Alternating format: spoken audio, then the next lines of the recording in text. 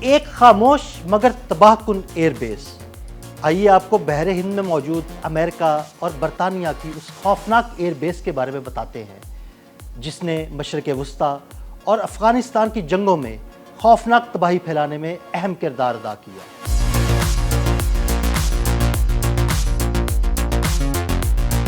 بحر ہند کے نیلگوں پانیوں میں ایک چھوٹا سا جزیرہ جس کا نام شاید عام دنیا نے کبھی نہ سنا ہو، آج عالمی اسٹریٹجک نظام کا ایک کلیدی ستون بن چکا ہے۔ ڈیگو گارشیا ایک ایسا جزیرہ ہے جو اپنی قدرتی خوبصورتی سے زیادہ اپنی جنگی اہمیت کی وجہ سے جانا جاتا ہے۔ یہ جزیرہ برٹش انڈین اوشین ٹیریٹری کا حصہ ہے اور یہاں موجود مشترکہ برطانوی امریکی فوجی اڈہ گزشتہ نصف صدی سے دنیا کی بڑی عسکری کارروائیوں میں ایک خاموش مگر فیصلہ کن کردار ادا کرتا آ رہا ہے۔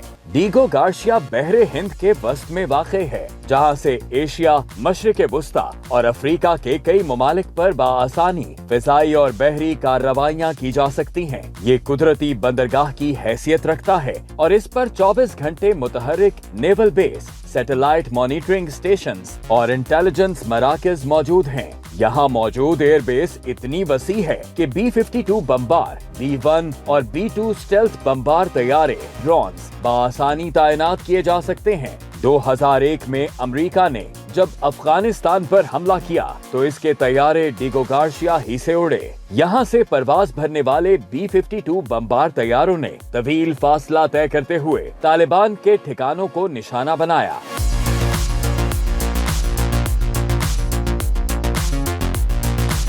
2003 میں عراق جنگ کے دوران بھی یہی ایئر بیس کلیدی لانچنگ پیڈ کے طور پر استعمال ہوئی، جہاں سے کئی مرتبہ روزانہ بمبار مشن روانہ ہوتے تھے۔ ماہرانہ حکمت عملی کے تحت امریکہ نے یہاں طیارہ بردار بحری جہازوں کو تعینات کرنے کے بجائے بمبار طیاروں کو زمین سے اڑانے کو ترجیح دی تاکہ خطرات کم ہوں اور مشن کی کامیابی یقینی بن سکے۔ گزشتہ 2 دہائیوں سے ایران اور مغرب کے درمیان کشیدگی میں اضافہ ہوتا رہا ہے۔ ڈیگو گارشیا کو ایران کے خلاف ممکنہ کارروائیوں کے لیے بنیادی مرکز کے طور پر رکھا گیا ہے۔ 2020 کے بعد مختلف رپورٹس میں یہ بات سامنے آئی کہ امریکہ نے یہاں B-2 اسٹیلتھ بمبار طیارے اور دیگر اسٹریٹجک ہتھیاروں کی تعیناتی میں اضافہ کیا ہے۔ ایران کے جوہری پروگرام کو روکنے کی غرض سے حملوں کی مشقیں بھی اسی بیس سے کی گئیں۔ یہاں موجود پری پوزیشنڈ اسلحہ، میزائل اور ایندھن کے ذخائر اس بات کی اجازت دیتے ہیں کہ کسی بھی وقت فوری کارروائی کی جا سکے۔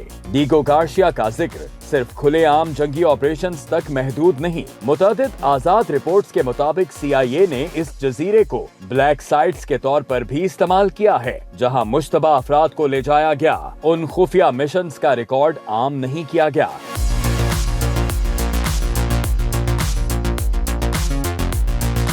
ڈیگو گارشیا کی عسکری اہمیت جتنی بڑی ہے، اس کا قانونی اور انسانی پہلو اتنا ہی تاریک ہے۔ 1960 کی دہائی میں چاگوز کے ہزاروں باشندوں کو جبری طور پر بے دخل کیا گیا تھا تاکہ جزیرے کو فوجی بیس بنایا جا سکے۔